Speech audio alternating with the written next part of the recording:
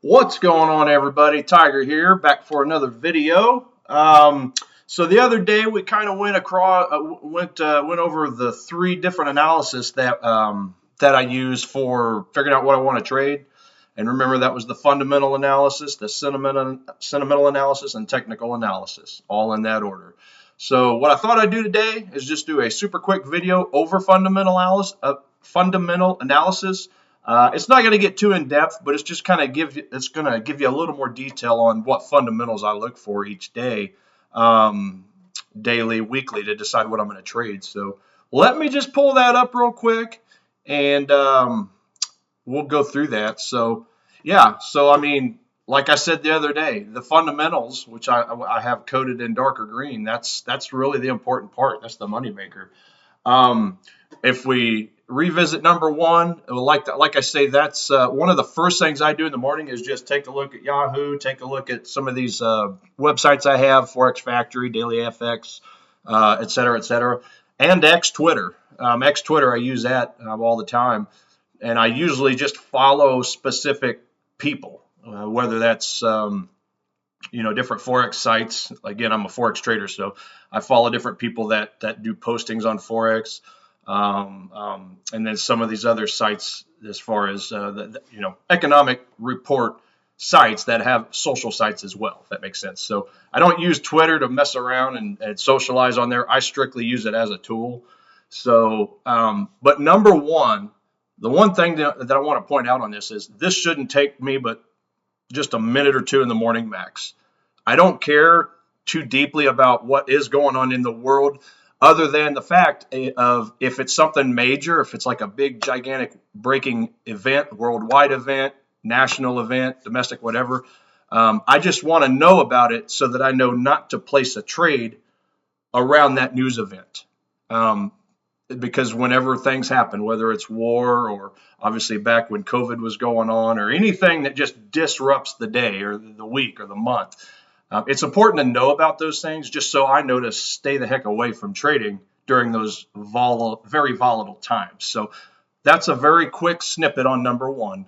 Today's video is all about number two, looking at the daily fundamental, well, I should say daily, weekly, monthly fundamental reports that are coming out that I need to be aware of. So what I'm going to do is just click on over here to this site.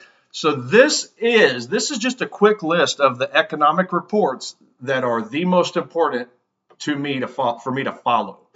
You'll see the top six, and I've got that colored in dark green, and I've got some more that are in a lighter green. Again, that's on purpose. Okay, green is the color of money. These reports are what pay you. So the lighter green, they're important reports, but they're not as important as the darker green. This is just what I've been learning. This is what I've experienced. Okay, so I color coordinated those top six dark green on purpose because those are the main ones that I like to follow. So let's just go through them real quick. This won't be anything too difficult. This is more of a 15,000 foot view. Remember I told you we started out at a 30,000 foot view the other day? This is more of a 15,000 foot view. We're getting a little closer to landing this plane. So number one, interest rates. Central bank meetings. Now, these are decisions made by all the major banks across the world. So obviously, we got the Federal Reserve Bank here in the U.S., European Central Bank. I think they're out of Frankfurt, Germany. Bank of Japan, Royal Bank of Australia, Royal Bank of New Zealand, Bank of Canada, et cetera, et cetera. Okay, and then Swiss Bank as well. So those are the main central banks that I follow on X. Because again, I use that for a tool, but they're the ones that are making the decisions on the interest rates. Okay, that's a critical thing to know. So higher interest rates, what that does is it attracts foreign investment, just like it says there, and by default, that strengthens the currency if those rates are going higher for the currency pair. Now, in the stock market, it works a little different. Some things, which I'll get into in a minute for some of these inflation reports, they can actually go the opposite way. But speaking specifically on currencies, yeah, the higher the interest rates go, the better it is for the currency. And obviously the opposite is true. If they go lower, that decreases the value of the currency. So that's one of the major ones right there. It's a those interest rate reports, they typically come out about 8 times a year. And yeah, I mean, that's one of the biggest ones out there. That's why it's at the top. Number two, oh yeah, and just to finish up, monetary policy statements. These provide insights into future policy actions and economic outlooks. So it's more of a, hey, this is kind of a forward-looking event, right? You got the central bank meetings, the monetary policy statements. That's where Fed Chair Jerome Powell gets up and flaps his lips after that interest rate number is released. So, that has a tendency of moving the markets up and down. It's just crazy to watch when you put the time frame on a 1-minute chart. You just get you a bag of popcorn, you sit back, you don't trade anything, and you just watch it go up and down. Eat your popcorn as well. But that's interest rates. So number one is done. Number two, gross domestic product, GDP. That's the growth rate. So this is a report that does come out quarterly. It indicates the overall health of an economy. Obviously, the stronger the GDP growth, the better. The growth that it boosts a currency, while weak growth can obviously lead to depreciation, the opposite. So this is all the products and services that the country is spending and creating, if that makes sense. Okay. Obviously, if we're doing well economically, then that number should go up, which means the currency should go up as well. Okay. Number three, employment reports. So there's a couple to look at here. We got what's called the non-farm payroll, and what that simply means is a report that comes out excluding farmers, and I believe excluding like governmental workers as well. But the idea is doctors, nurses, lawyers, factory workers, grocery store employees, like all the normal regular jobs. That's what a non-farm payroll is. So this is a monthly report. It is released, released monthly. What it does is provides data on job creation, again, excluding the farming sector. And it's a key indicator of economic health. Obviously, hey, if we're creating jobs, that's good. More jobs means more money. It's going to help that GDP number. And obviously, if we get into an unemployment spell on the negative side, that's going to decrease the GDP. It's going to decrease the health, right? And then obviously unemployment rates. High unemployment rate signals economic weakness, while low unemployment can indicate strength, kind of like what I just said. So that's always important. Those are monthly reports as well. Number four, inflation indicators. All right, so this is where we've got the CPI and the PPI. What is the CPI? That is the Consumer Price Index that measures changes in the price level of a basket of consumer goods and services. Rising CPI can indicate inflation. So when it comes to the dollar, the US dollar, that's a good thing. When it comes to us going to the grocery store or the gas station, that's a bad thing. Okay? So just keep that in mind. It's kind of got an inverse relationship. It's good for the currency, but it's bad for us, the consumer. So that measures changes in the price level of a basket of consumer goods and services. Rising CPI indicates inflation, prompting central banks to raise interest rates.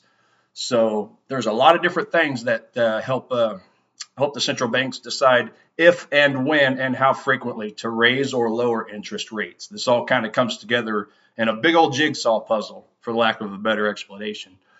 So that's the CPI. The PPI, that's the Producer Price Index. That measures the average change in selling prices received by domestic producers for their output. That, again, is a leading indicator of consumer inflation. So, hey, how much is it costing for them to go buy the materials to build houses, right? That's just one example of that. So if that number goes up, good for the currency. If it goes down, it's bad for the currency. Okay, but if it's going up, that's bad for the consumer. If it's going down, that's good for the consumer. So again, it's kind of got an inverse relationship, right? But me as a currency trader, depending on what I'm looking at trading, if I'm wanting to buy the US dollar, I like to see that report go up. But on the other hand, It's not good for us, the consumer. Okay, so that's just kind of a double-edged sword on that. So that's inflation indicators. Number 5, retail sales. That's a monthly report. So that indicates consumer spending trends, and that's a major component of economic activity. Obviously, strong retail sales can boost the currency. So there again, how much products and services are we buying? And they look at that on a month-to-month basis. So the higher the retail sales reports, the better that is for the currency and obviously for the economy as a whole. And if sales are going down, that's not a good thing. Okay, so that's number 5. And then finally, number 6, manufacturing and services PMI. So this is what's called the Purchasing Managers Index. That's a survey of purchasing managers in the manufacturing and services sector. A PMI above 50 indicates expansion, while below 50 indicates contraction. So these are 2 reports. Okay, services PMI and manufacturing PMI. So there again, how much does it cost to create goods and services, right? The services sector, I believe that represents like 80% of the gross domestic product. I think manufacturing is about 20%. So the services manufacturing, that's obviously more important than the manufacturing. 50, 75 years ago, it was probably the opposite. I mean, back when we were kind of going through the industrial age, manufacturing was a big thing, but it's kind of went by the wayside with with sending jobs across the other side of the world. But yeah, so it's not as important, but it's still a big indicator. But meanwhile, we got services, which is the big one right now. Okay, so but those are the 6 main ones that I follow. Now we've got some other ones down here that are more of a medium impact. So the top 6, that's a high impact event. And then the rest of them are more of a medium impact. Some of them might even be lower impact. But they're still worth paying attention to. So that's why I keep an eye on them. Consumer confidence, number 7. Consumer confidence and sentiment. So that's a CCI, Consumer Confidence Index, and that measures the degree of optimism consumers feel about the overall state of the economy. UOM, consumer sentiment, that's the University of Michigan. Another key indicator of consumer confidence in the U.S. So, hey, look, what they do, they do these periodic, basically polls, if you will, and they ask just random people what they think about the state of the economy. So that's kind of what those are there for. It's more of a forward-looking thing. If they feel good, that means we may be spending money. That may mean the GDP is going to go up, okay, thus a higher dollar. Okay, the value on the dollar. So, and then obviously the opposite is true as well. It would just mean it would go down. So, trade balance, trade surplus deficit. That's number 8. Difference between a country's exports and imports. Trade surplus can strengthen the currency, while a deficit can weaken it. So the goal is to not import way more goods than we export. Okay. The U.S. has a very negative deficit right now. We're importing way more goods than we're exporting. It's not healthy when we're talking country to country. Okay, well, what's the big deal with that? Well, it just simply means the country's not making money. If we're at a trade deficit, we're helping other countries more so than we are ourselves, and that's just one tool. Okay, housing data, housing permits and housing starts indicate future construction activity, overall economic health. So again, this is more of a just kind of a way to judge. If we're building houses, it must mean that people feel pretty good about what they're doing. You got to have money to go build a house, right? Existing home sales, same thing, reflects the health of the housing market and consumer confidence. So more of those statements that come out just to say, hey, are we feeling good about the economic health of the country, or are we not? Industrial production, number 10, measures the output of the industrial sector, including manufacturing, mining, and utilities. Strong industrial production can indicate a robust economy. Pretty self-explanatory, okay? if we got good output, then we're doing all right. If we don't, Something's going on.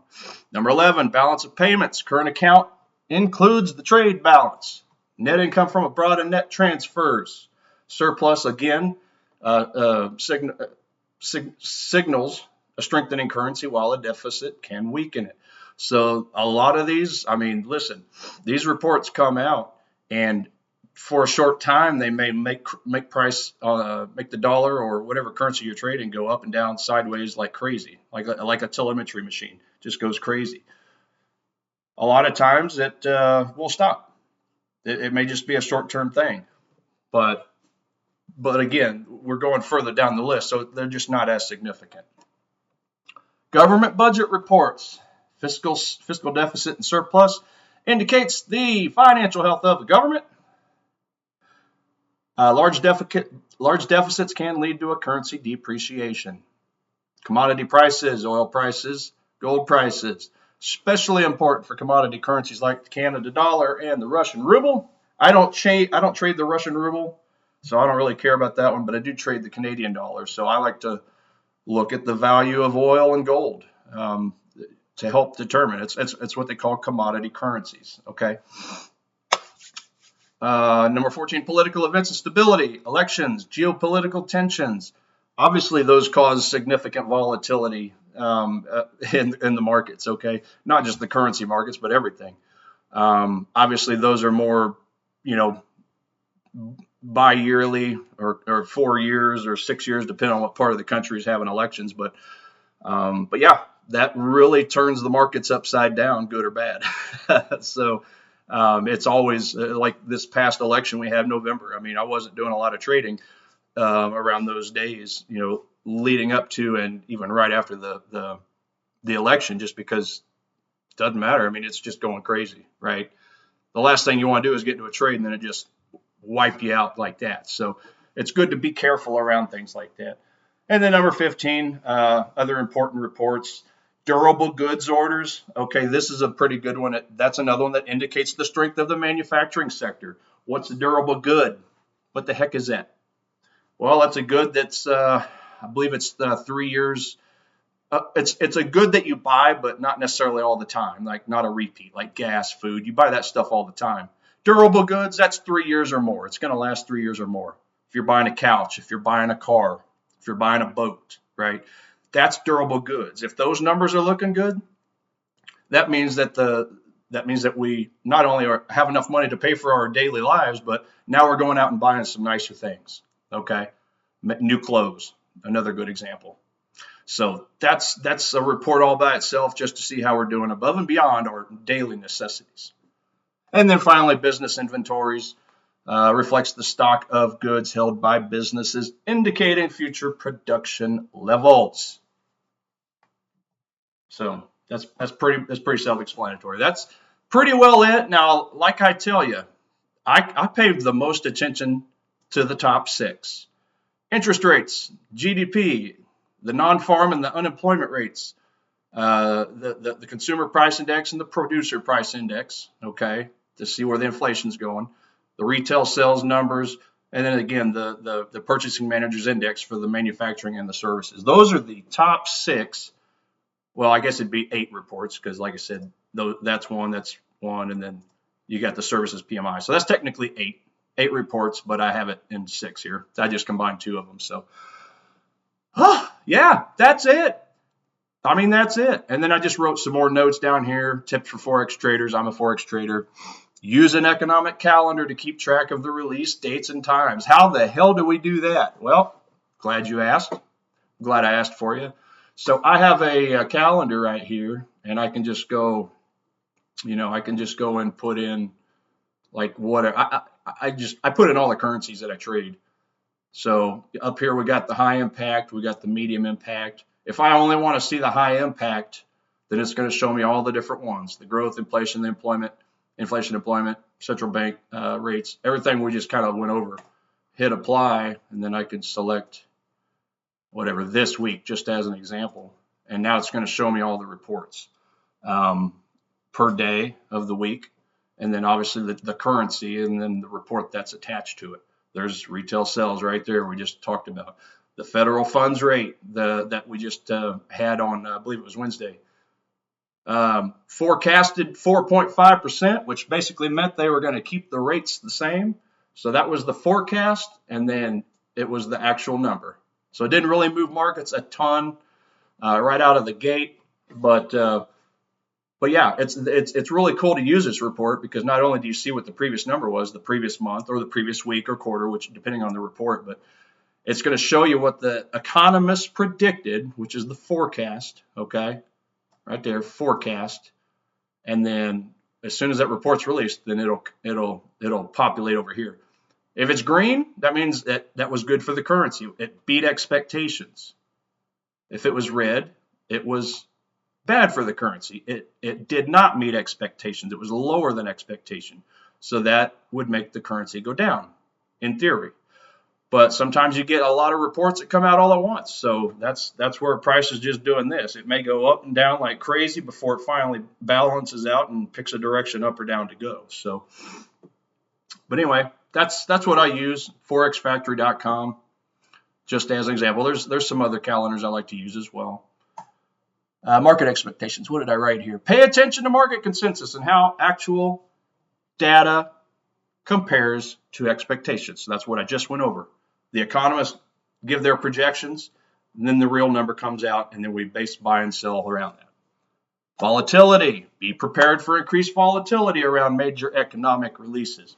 Like I said, some of these reports, I mean, as soon as that price comes out, as soon as that report comes out, boom, it might shoot way the heck up, or it may drop to the basement, okay? Same thing with elections, like I touched on earlier. A lot of these things create volatility. So basically, it's just safe to not trade around market news when it comes out, economic reports. Sometimes it's best just to let the noise work its way out and then wait till it steadies back out, and then you can pick a trend, pick a direction up or down at that point, depending on your fundamentals and your technicals and your sentimentals. So, and then correlation, understand the correlation between economic indicators and currency movements. So kind of like what I've already said. By closely monitoring these reports, Forex traders can make more informed decisions and better anticipate market movements. That's it. Those six reports. I love it. I love it. That's what I need to know. Now, on my next video, I'm going to touch on sentimental analysis. So we're going to go over that right there, number 3 and number 4. Okay? But here's what I will say. The bulk of the decisions are made from number 2, which is what I just went over, all the fundamental report releases. At another time, I'll show you the software that I use to simplify all of this. Okay?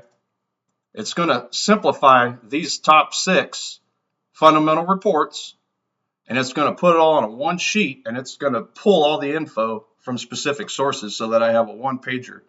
And I can look at it and instantly know if I want to put that currency pair, that gold, that silver, that Bitcoin, that index on my watch list to follow. So that's it for this one. Once we get through the 3 analysis, a video of each of those, that's when I'm going to start branching out and going through the weekly and daily watch lists that puts all this together in one nice little package to decide if I want to buy or sell something. So that's all I have to say for now. Y'all have a lovely day. Peace, love, and grits.